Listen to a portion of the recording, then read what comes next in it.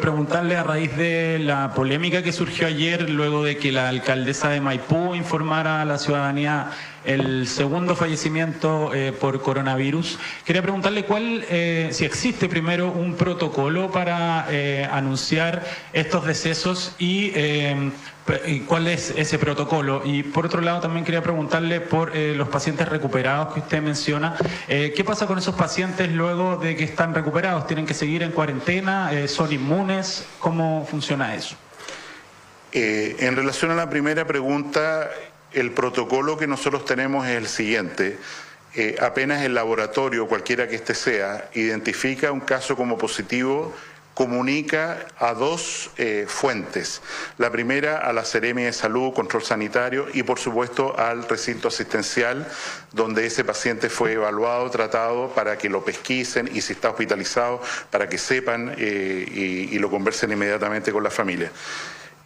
Primera condición, entonces, tenemos que tener un dato verdadero de que hay una persona que está certificada como coronavirus positivo. Y en segundo lugar, es esencial que la familia esté informada personalmente, directamente, si están aislados, a través de la vía telefónica, por la autoridad de salud respectiva de el caso positivo, o sea, mire, su familiar que está hospitalizado en tal parte efectivamente tiene coronavirus o efectivamente queremos comunicarle que la persona que usted tanto quería falleció y falleció por coronavirus, incluso después de que, como ha ocurrido en muchos casos, el examen aparece después del fallecimiento de la persona. En relación a la situación de ayer, nosotros hemos tenido 15 casos difundidos por redes sociales, en los cuales se ha señalado por una autoridad, un intendente, una intendenta, un alcalde, de que hay un caso fallecido por coronavirus en una localidad determinada. Este es el primer caso, el 16º, en nuestra información, a lo mejor podría haber más, pero en las redes a las que tenemos acceso, que se ha informado como positivo por la alcaldesa de Maipú, y efectivamente era un caso positivo. Yo fui informado después del punto de prensa ayer de la positividad de su examen. La paciente había fallecido alrededor de las 6 y tanto de la mañana. El informe llegó acá a las 11:15, a las 11. Y quiero señalar que nosotros damos esta información todos los días a las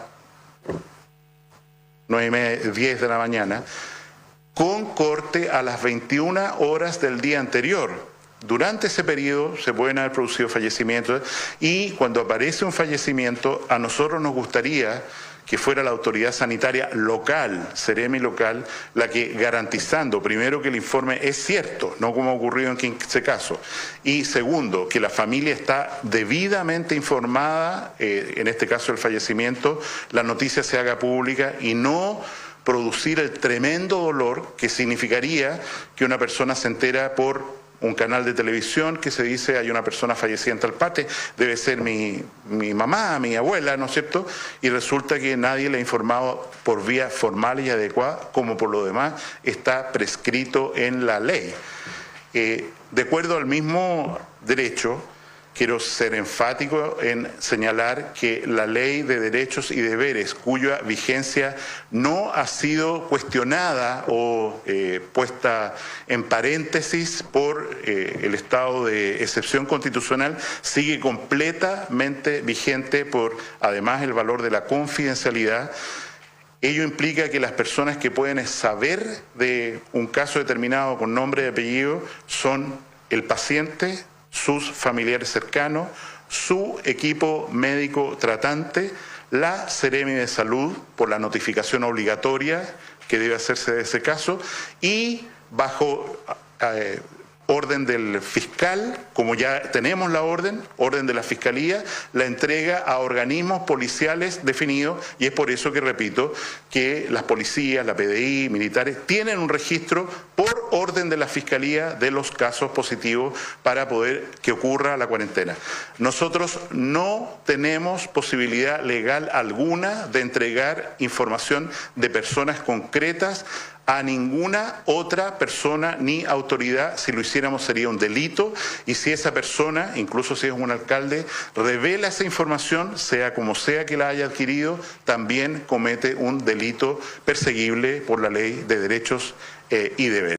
Que sea Salud quien informara a la ciudadanía de este tipo de hechos, y habla del protocolo que cuando una persona va a hacerse el examen, ese examen se manda al laboratorio. Sí. El laboratorio le comunica a la Seremi de Salud y al centro asistencial si da positivo. Sí. Y luego el centro asistencial o los entes de salud le comunican al paciente y a la familia que tal persona está con un caso positivo. Exactamente. Habla en cuanto al protocolo de información de casos positivos. Y luego dice que le encantaría que la familia sea quien primero también se entere del fallecimiento de una persona. Directamente no hace una crítica tan directa a Katy Barriga, pero lo desliza en el sentido de que evidentemente es la autoridad de salud quien primero debería informar. Y habla de 15 casos, ojo con esto, habla de 15 casos que en algún momento surge la información de personas fallecidas y que resulta que no eran ciertos o que no habían fallecido por coronavirus. Exacto. Puede ser por un infarto, claro, puede ser por un deceso natural, en fin.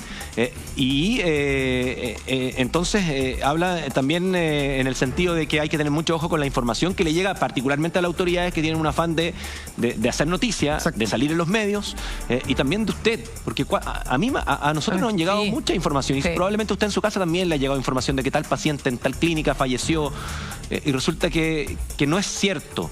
Claro. Lo responsable es hacer el filtro y lo responsable también es esperar que la autoridad... Una vocería. El ministro Mañalich además nos hace a todos un recordatorio, que existe la ley de derechos y deberes del paciente. Y eso nadie se lo puede saltar, ni un alcalde, ni una alcaldesa, ni un medio de comunicación. O sea, la privacidad, la confidencialidad de la información respecto de ese paciente es clave. Y aquí había que estar muy seguro, y por eso él dice, nos gustaría que fuese a través de la autoridad sanitaria. No se estaba seguro de, por ejemplo, si la familia sabía o no sabía. Él lo graficó bastante bien en el punto de prensa. Él dice, yo no sabía si es que de alguna manera los familiares se estaban enterando por la televisión de este hecho. Y en esas sutilezas hay que ser sumamente cuidadoso. Quiero saludar al doctor René Cerda, pediatra neonatólogo de Integramédica, que nos acompaña hoy día en el programa. ¿Cómo está, doctor? Hola. Gracias por acompañarnos. Pablo, ¿tú querías agregar algo? No, solo un pequeño detalle que es bien importante para los que nos están viendo en sus casas. Desde el punto de vista también laboral, hay que proteger estos derechos, porque también se genera esta un poco colectividad de que todos estamos atentos a quién se enferma. Entonces también por WhatsApp se dice, esta persona se está tomando el examen, no se lo está tomando.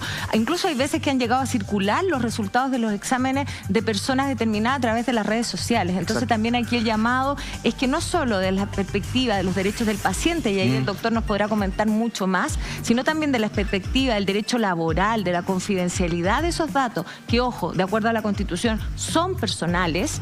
Es importante que también no solo las autoridades, sino que todos resguardemos esa información. Sí, exactamente. Es una polémica que el ministro aborda a partir de una pregunta a un medio de comunicación en el que le plantean, bueno, ¿qué pasa en este caso? Entonces, no solamente para la alcaldesa Barriga, sino para todos los alcaldes. ¿Por qué? Porque como él ha señalado, lo peor está por venir. O sea, esta situación del fallecimiento de una persona que es lamentable, que es desgarrador para su núcleo familiar, para todos nosotros, tiene que ser abordada con el máximo cuidado por las autoridades comunales de aquí en adelante también. Y recordemos que el ministro también lo dice, y lo contábamos nosotros temprano en la mañana, esta paciente de 78 años ingresa el domingo, en la tarde.